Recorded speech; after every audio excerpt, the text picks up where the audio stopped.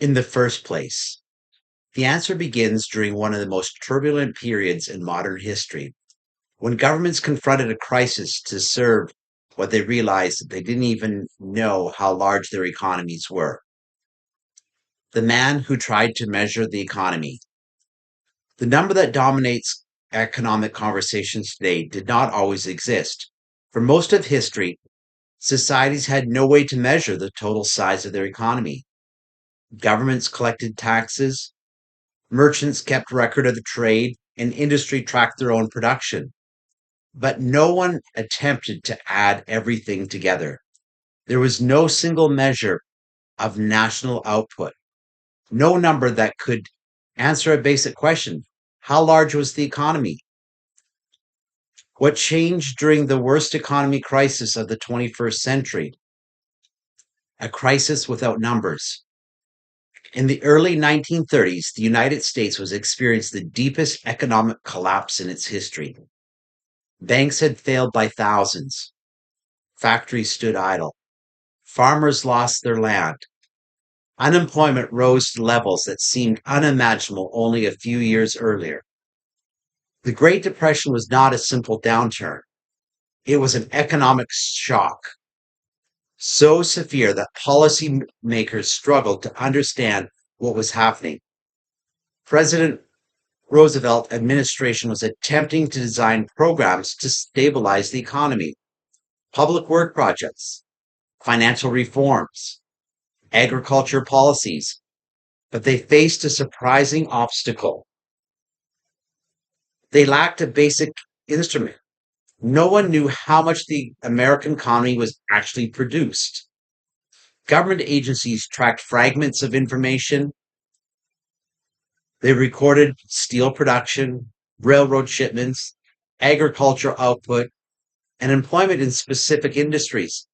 But those numbers were scattered pieces of a much larger puzzle. No one had assembled the whole picture. Without that picture, policymakers were navigating the crisis almost blindly.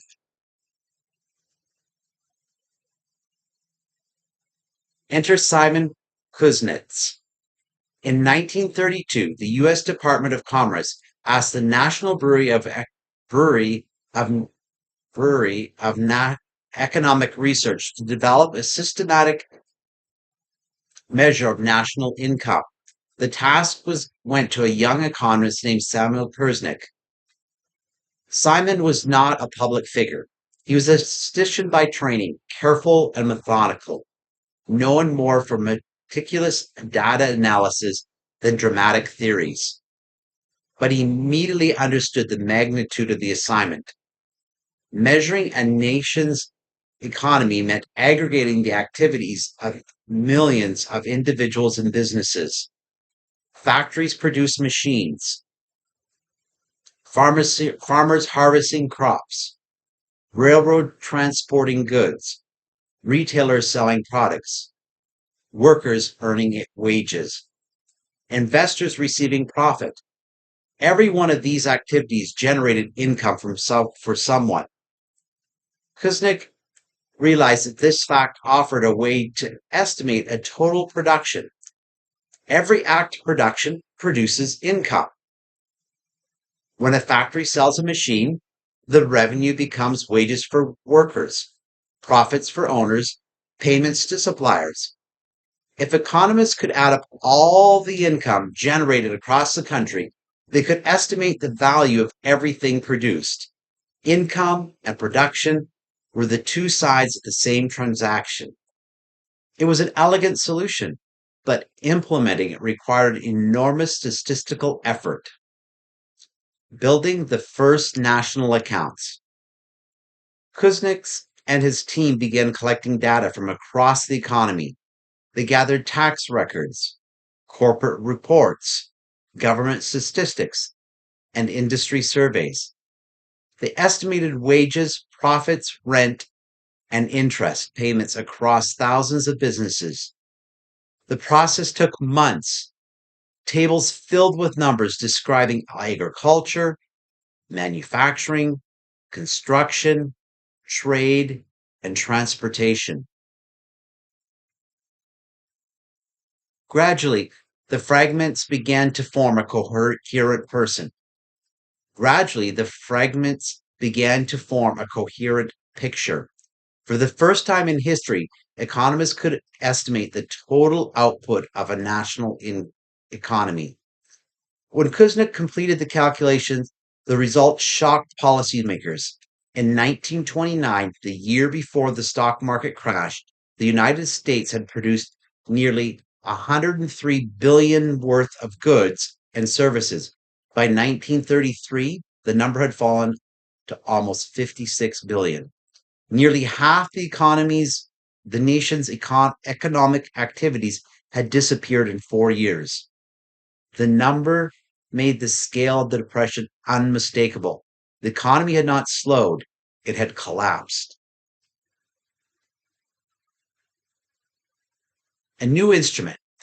When Nezek presented his findings to Congress in 1934, lawmakers realized they had gained some extraordinary valuable.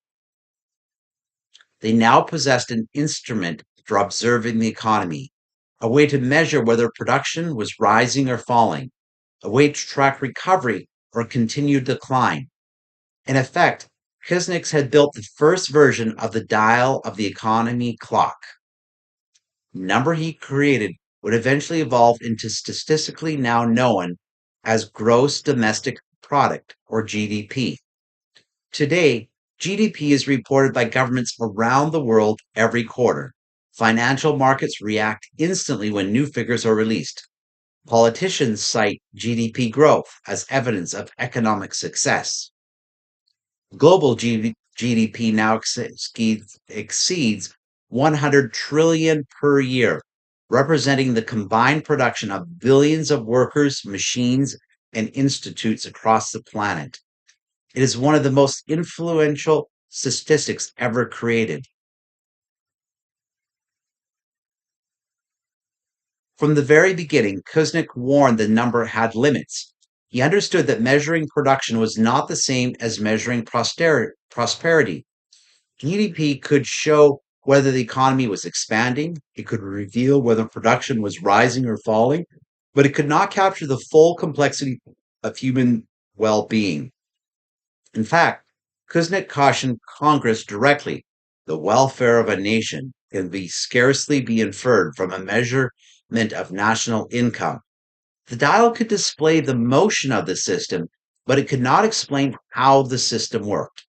Understanding that difference required looking beyond the stats itself and examining how the measurement of GDP evolved into a central indicator of economic performance used across the modern world. When the dial became the economy. When Simon Kuznets presented the first national income estimates for the 1930s, he intended them to be a tool, a measurement, a way for policymakers to understand the scale of economic activities during a crisis. But over the following decades, something unusual happened. The tool became the center of conversation. GDP did not remain a statistical used quietly by economics. It gradually became the primary way society understood their economies. The dial became the economy. War and the need to measure production. The transformation began during World War II. Modern war requires enormous industrial coordination. Governments must decide how much steel should become tanks rather than automobiles, how much fuel should power aircrafts rather than civil transportation, how many workers should be shifted from consumer industries into military production. These decisions require data. Government need, Governments need to know the production capacity of the economy. How much can be produced? How quickly can factories be expanded? How resources are distributed across industries. During the war, economists expanded Kuznets' national accounting system to measure production more directly. Instead of focusing on income, they began calculating the total value of goods and services produced within the country.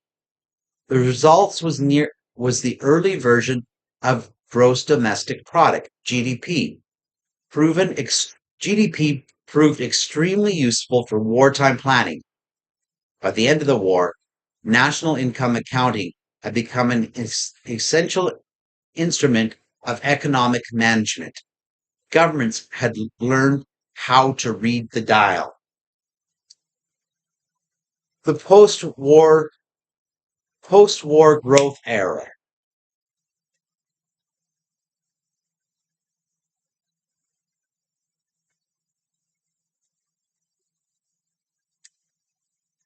The post-war era growth era.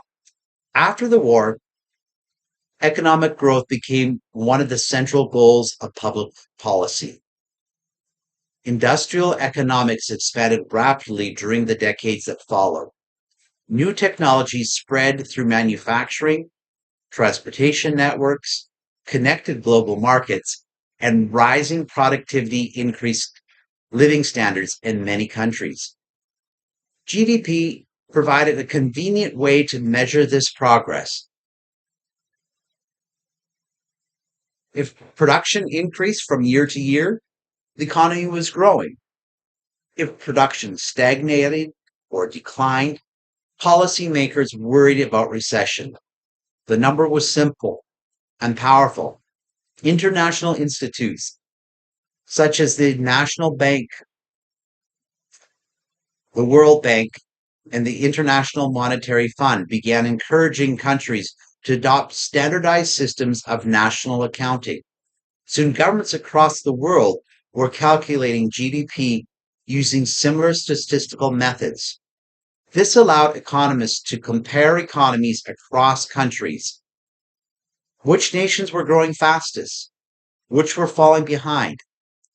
GDP became the universal language of economic comparison. The dial was no longer a domestic instrument. It had become global. The ritual of economic releases. By the late 20th century, economic indicators had become embedded in daily life. Statistical agencies produced a steady stream of reports, monthly employment statistics, inflation updates, retail sale figures, quarterly GDP estimates. Each release followed a carefully scheduled timetable. Financial markets began to react instantly to the numbers. A stronger than expected GDP report could send stock markets prices climbing within minutes. Higher inflation numbers might push bond markets down. Employment data could shift expectations about interest rates. Entire industries emerged around interpreting these statistics.